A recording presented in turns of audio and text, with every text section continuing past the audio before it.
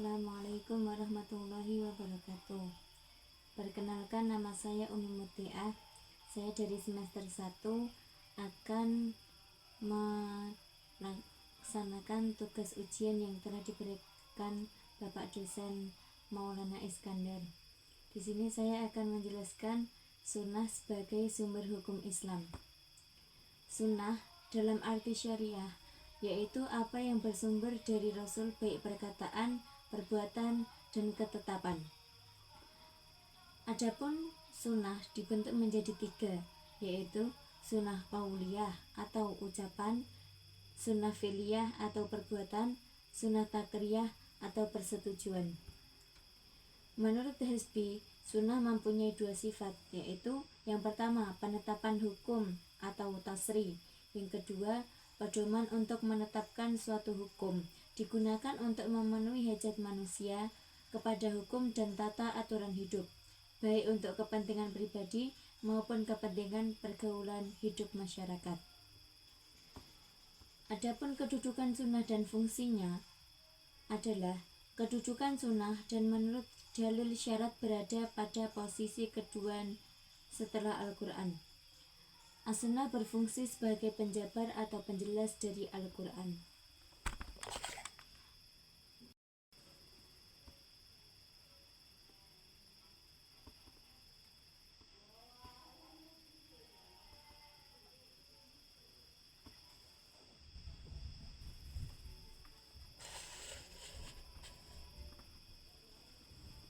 Fungsi-fungsi As-Sunnah terhadap Al-Quran ada 3, yaitu yang pertama, As-Sunnah berfungsi memperkuat apa yang telah ditetapkan oleh Al-Quran.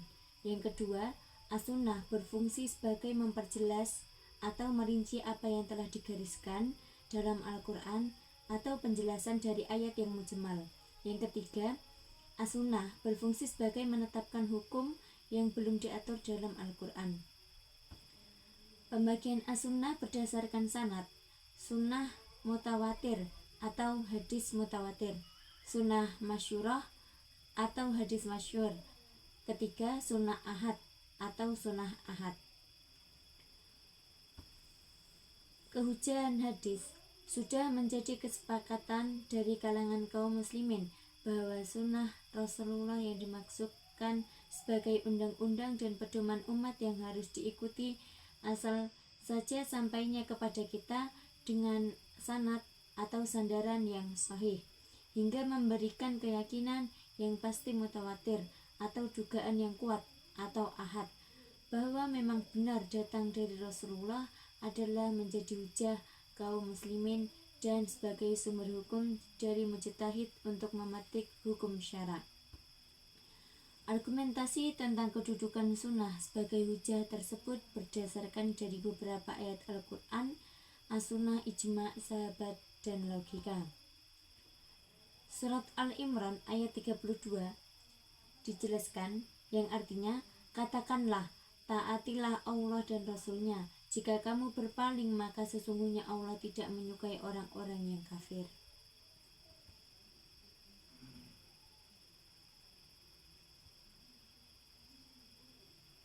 Dan juga surat An-Nisa ayat 59 yang artinya, wahai orang-orang yang beriman, taatilah Allah dan taatilah Rasulnya dan ulil amri di antara kamu. Kemudian jika kamu berlainan pendapat tentang sesuatu, maka kembalikanlah ia kepada Allah, Al-Quran dan Rasulnya. Jika kamu benar-benar beriman kepada Allah dan hari kemudian, yang demikian itu lebih utama bagimu dan lebih baik akibatnya. Hadis Rasulullah SAW yang artinya, aku menasihatkan kepada kamu agar kamu takwa kepada Allah SWT, taat dan patuh, biarpun seorang hamba sahaya yang memerintah kamu. Sungguh orang yang hidup lama di antara kamu nanti bakal mengetahui adanya pertentangan yang hebat. Oleh karena itu, hendaklah kamu berpegang teguh kepada sunnahku, sunnah Khulafaur Rasyidin yang mendapat petunjuk. Gigitlah sunnah dengan taringmu, jauhkan mengada-ngadakan perkara, sebab perkara yang diada-adakan itu adalah bid'ah. Padahal setiap bid'ah itu tersesat dan setiap yang tersesat itu masuk ke dalam neraka.